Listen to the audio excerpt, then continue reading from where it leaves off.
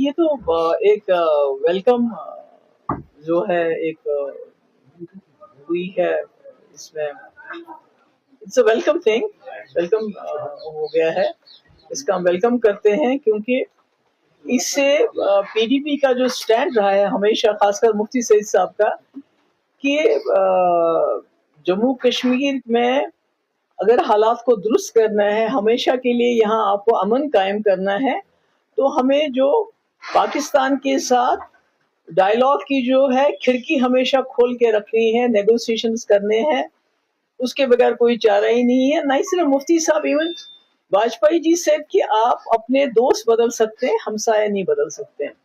تو یہ اچھی بات ہے کہ اگر آر ایس ایس کے جنرل سیکرٹری نے یہ بات کہی ہے کہ ہمیں پاکستان کے ساتھ بات چیت کرنی چاہیے، اس کے بغیر کوئی چارہ بھی نہیں ہے۔ آپ نے دیکھا کہ ایران جیسا ایک چھوٹا سا ملک، دوسری طرف سے امریکہ اتنا بڑا سپر پاور، اور اسرائیل، انہوں نے کتنی اٹیکس کیے ایران پہ، پر آخرکار وہ بھی اس وقت مجبور ہو کے چاہتے ہیں کہ بات چیت سے ہی کوئی مسئلے کا حل نکلے۔ اور اسی طرح آپریشن سندور کو 1 سال ہو گیا، اور مجھے لگتا ہے دونوں طرف سے ریئلائزیشن ہے، خاص کر جو یہاں جو آر ایس ایس کے لیڈر نے کہا ہے کہ بھئی ہمیں بات چیت ہی کرنی چاہیے، تو اس سے تو مجھے لگتا ہے کوئی راستہ ہے نہیں۔ اگر ہم کو مل جل کے رہنا ہے، ترقی کرنی ہے، خاص کر ہمارا ایکسپیرینس رہا ہے واجپئی جی کے ٹائم میں، ڈاکٹر منموہن سنگھ جی کے ٹائم میں جب بات چیت کا سلسلہ شروع ہوا تھا، تو اس کا ایک پازیٹیو امپیکٹ پڑا تھا جموں کشمیر میں۔ یہاں ملیٹنسی بھی کم ہو گئی تھی، پکڑ دکڑ بھی کم ہو گئی تھی، اٹراسٹیز بھی کم ہو گئی تھی۔ آج بھی جموں کشمیر میں گھٹن ہے، سرویلنس ہے، ملازموں کو، خاص کر جو کشمیری مسلمان ہیں، ان کو نوکریوں سے برطرف کیا جاتا ہے اینٹی نیشنل کے نام پہ، مکان بلڈوز کیے گئے اینٹی نیشنل کے نام پہ۔ ہمارے انسٹیٹیوشنز، ابھی سراج العلوم لیٹسٹ مثال ہے، ہمارے اسکولز، ان کو they are being shut down in the name of کہ جی anti national, there is something anti national about it. بہت سی، اور اب تو لیٹسٹ ہے کہ چلیے ڈرگ پیڈلر کو پکڑیے، اس کو اب جیل میں ڈال دیجیے، مگر آپ ان کے گھروں کو بھی آپ اڑا رہے ہیں۔ تو کہیں نہ کہیں جموں کشمیر میں گٹھن ہے، ایک پکڑ دکڑ کا ماحول بھی ہے۔ کسی نے کوئی سوشل میڈیا پہ کوئی بات کہہ دی ہے تو اس کے خلاف ایف آئی آر ہو جاتی ہے، یا اس کو تھانے بلایا جاتا ہے۔ میں سمجھتی ہوں یہ جو ماحول ہے، گٹھن ہے، یہ جو پکڑ دکڑ کا ماحول ہے، یہ جو ہمارے ہزاروں لوگ ملک کے دوسرے جیلوں میں بند ہے، اور اب یہ کہتے ہیں جب سے یہ ڈرگ کے خلاف ایک ابھیان چلا ہے کہ ہمارے جموں کشمیر کے جیل بھر گئے ہیں، اب یہاں جگہ نہیں، اب ان کو باہر لے کے جانا پڑے گا۔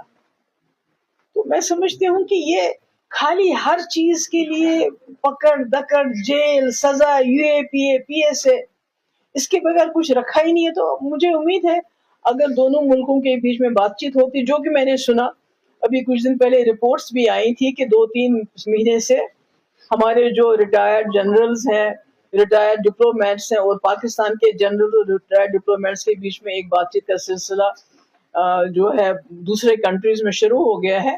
تو اگر واقعی اس کو عملی جامہ پہنایا جاتا ہے، مجھے لگتا ہے اس کا جموں کشمیر کے ماحول پہ بھی ایک پازیٹیو اثر ہوگا۔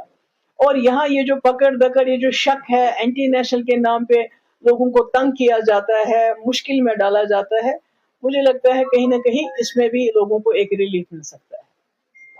محبوب جی، نیشنل کانفرنس کا یہ آروپ ہے شراب بین کو لے کر کہ مفتی سرکار کے دور میں جو ہے سب سے زیادہ لائسنس جو ہے شراب والوں کو دی گئی۔ آج جو ہے وہ شراب بین پر جو ہے ہنگامہ کر رہے ہیں، سوال کر رہے ہیں۔ پہلے ان سے یہ سوال پوچھنا چاہیے کہ ان کے دور میں کتنی لائسنس جو ہے ایشو کی گئی۔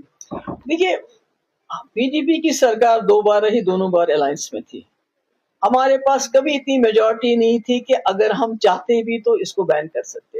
آج نیشنل کانفرنس کے پاس 50 ایم ایل اے ہیں تقریباً، ان کے خود اپنے ممبر پارلیمنٹ روح اللہ صاحب نے کہا ہے کہ جہاں بھی ہم کمپین کرتے تھے اسمبلی میں، تو ہم اس وقت لوگوں کو بولتے تھے کہ ہم یہاں شراب کی دکانیں بند کر دیں گے۔ یہ ان کے الفاظ ہیں، میرے الفاظ نہیں ہیں۔ اگر ہمارے پاس میجورٹی ہوتی ان کی طرف تو شاید ہم نے کوئی نہ کوئی سٹیپ لیا ہوتا۔ دوسرا، فاروق صاحب نے کہا کہ شیخ صاحب کو بھی بتایا گیا تھا کہ آپ شراب بین کرو، انہوں نے کہا میں نہیں کر سکتا، مجھے ریونیو ملنا چاہیے۔ میں فاروق صاحب سے یہ پوچھنا چاہتی ہوں بڑے باعزت طریقے سے، ہمارا سب سے بڑا ریونیو کا جو سورس ہو سکتا تھا وہ ہمارے پاور پروجیکٹ، اس سے بڑا سورس تو کوئی نہیں ہے جو ہمارے پانی سے پاور پروجیکٹ بنتے ہیں۔ आपने जब आप यहाँ 96 में वजीर आला बने, उमर साहब बीजेपी की सरकार में वजीर थे, आपने उसको 7 पावर प्रोजेक्ट एनएचपीसी को हैंड ओवर कर दिए। यानी आपने खुद जम्मू कश्मीर का असासा, जिसके लिए हमें शराब की दुकानें की जरूरत नहीं पड़ती, आपने एनएचपीसी को हैंड ओवर किया। और अभी कुछ दिन पहले उमर साहब ने 2 पावर प्रोजेक्ट दोबारा एनएचपीसी को हैंड ओवर कर दिए। बजाय हम उनसे मांगते कि आप हमें रेवेन्यू कंपनसेट करो, हमारे पास पावर प्रोजेक्ट होते तो हमें शराब की दुकानें खोलने की जरूरत नहीं पड़ती, बल्कि हमारी बेरोजगारी का मसला भी हल होता। और जो 200 यूनिट आपने कहा था हम फ्री बिजली देंगे, शायद वो मसला भी हल होता। तो अगर इसमें हम पड़े रहेंगे उसने क्या किया, इसने क्या किया, सिर्फ मेरा ये है कि अगर हमारे पास मेजॉरिटी होती तो हम वो बहुत कुछ करते जिसपे आप यू टर्न ले रहे हैं। Thank you so much.